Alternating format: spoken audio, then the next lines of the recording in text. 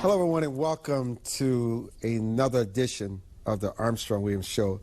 Ed Martin is in studio.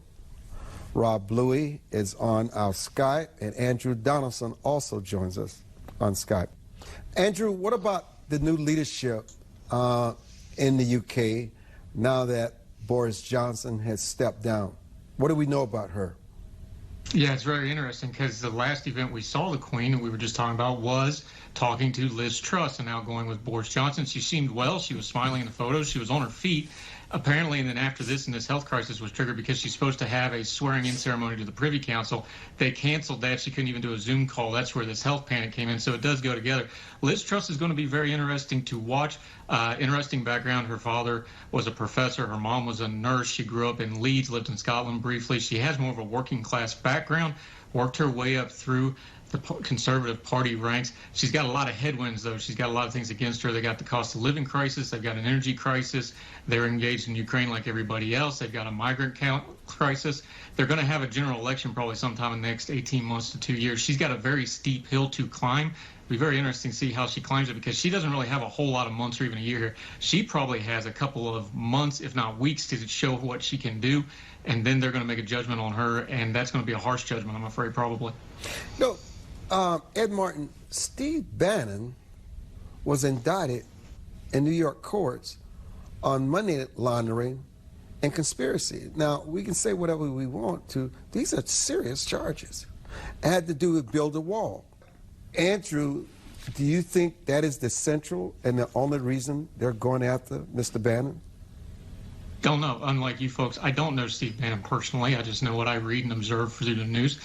This is a case, though, where you already have two individuals who have pled guilty to it. So this is a well-established case, what is going on to it. So the question here is, what was his involvement? And we know what's on TV. Legally, what is that? So I'm content to let the investigation play out and see if there's a there, as you put it, because I don't know. So I'm content to let the investigation play out. This is a little different because this is something where two people have already been pled guilty to these charges. We kind of know the outlies of the fundraising and where the money wasn't appropriated correctly. If they want to try Steve Bannon for this, then he's going to get his day in court. Like I said, he's innocent until proven guilty, and see what the investigation proves out. I'm content to let the investigation play out before I make an opinion on it.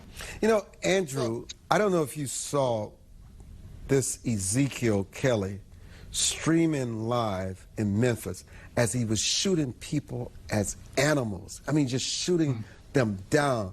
I would tell you this, and people are not going to like what I'm about to say.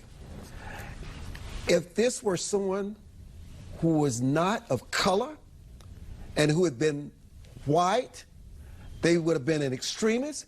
He probably was a person who advocated the Second Amendment. He was probably a MAGA person, and yet you get snippets of it from the mainstream media. But even more importantly than that, what is happening to our country where now they want to live stream killing people? What's happening to America? A lot of things, and it's one of those questions we ask about a lot of things is it getting worse or is it getting louder?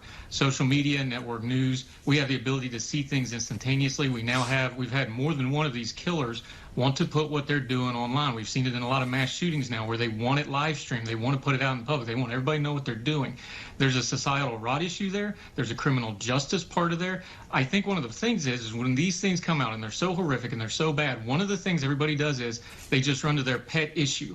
And we start looking at the trees instead of the whole forest. Solving these problems, these societal type problems, are never going to be just whatever your niche issue you're comfortable talking about. These are going to be all of the above problems where we have to fix not just the legal system, not just the criminal justice system, not just the culture.